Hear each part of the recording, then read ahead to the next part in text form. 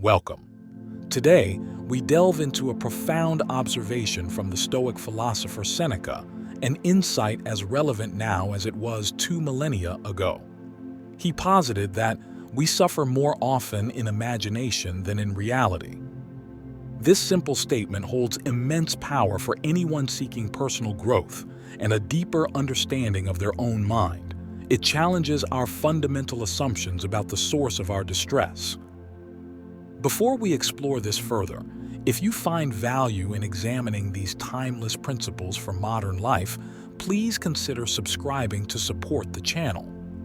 Your support helps us continue bringing these discussions to you. Seneca suggests that the bulk of our suffering isn't caused by actual events, but by our mental projections of potential future events. We anticipate misfortune, conjure worst-case scenarios, and rehearse pain that may never arrive. Think about the last time you felt significant anxiety. Was it about something happening right at that moment, or about something you feared might happen? Often, it's the latter. Our minds are powerful tools, capable of complex thought and foresight. However, this capacity for imagination, while enabling planning and creativity, also allows us to construct elaborate scenarios of fear and suffering. We don't just react to present dangers, we actively create potential future ones within our thoughts. This internal theater of dread can be far more persistent and debilitating than facing actual challenges. The anticipation of pain, loss, or failure can consume us entirely. This imagined suffering is real in its psychological impact, even if its cause is purely hypothetical. Seneca's point is not that real suffering doesn't exist, but that we amplify it or even invent it through our imaginative faculties. We add layers of fear and worry to the uncertainties of life. Anticipation is a double-edged sword. It can bring joy when looking forward to positive events, but it often brings significant distress when focused on potential negatives. We spend countless hours mentally battling dragons that exist only in our minds. This constant state of alert, this preparation for disaster, is exhausting and unproductive.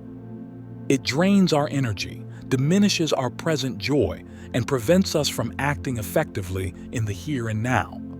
The weight of what might be can crush us more effectively than the weight of what is. Consider the fear of public speaking. The actual speech might last only a few minutes, but the dread leading up to it can span days or weeks, filled with imagined stumbles and judgments.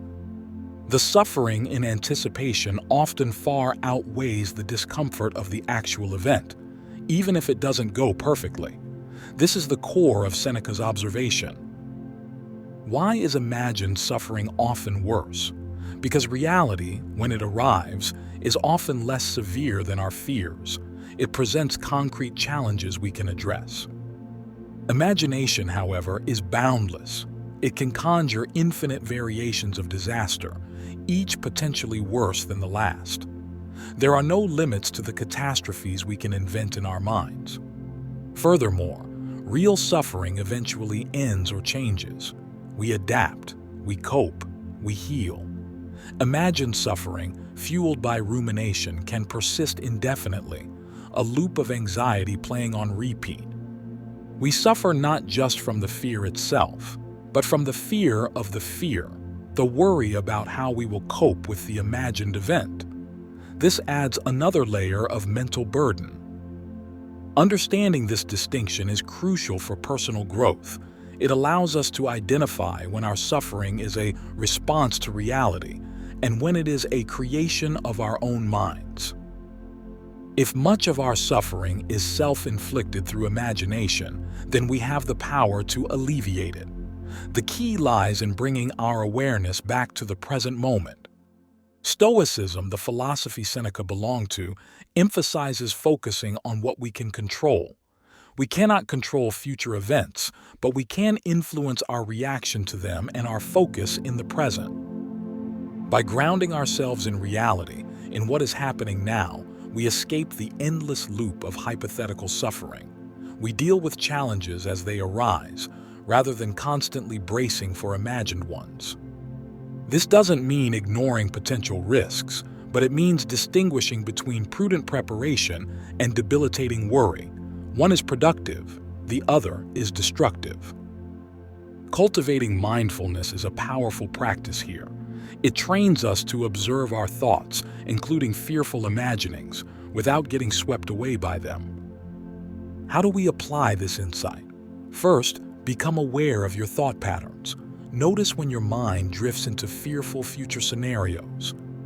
Question these scenarios. How likely are they really?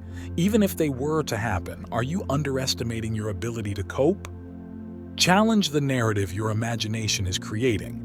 Replace catastrophic thinking with a more balanced perspective. Focus on the steps you can take in the present. Practice acceptance of uncertainty. The future is inherently unknown. Worrying about it doesn't make it more predictable or safer. It only makes the present more miserable. Direct your imaginative energy towards positive or constructive ends. Visualize successful outcomes, solutions, or simply focus on appreciating the present moment. Recognizing that much suffering is imagined builds resilience. It teaches us that our minds can be both our greatest ally and our greatest adversary. By mastering our internal landscape, we become less vulnerable to external uncertainties. We build a core of strength that is not easily shaken by hypothetical threats. This journey requires practice and patience. Our minds are habituated to worrying, but habits can be changed. Each time you catch yourself suffering in imagination, you have an opportunity to choose a different path. Choose to return to the present. Choose to focus on what you can do now. Choose to trust in your capacity to handle whatever reality brings. Seneca's words are not a dismissal of pain, but a guide to understanding its source. They empower us to reduce self-imposed suffering and face life with greater clarity and strength. By distinguishing between the weight of reality and the far heavier burden of imagined fears, we can lighten our load significantly. We can live more freely, more effectively, and with greater peace.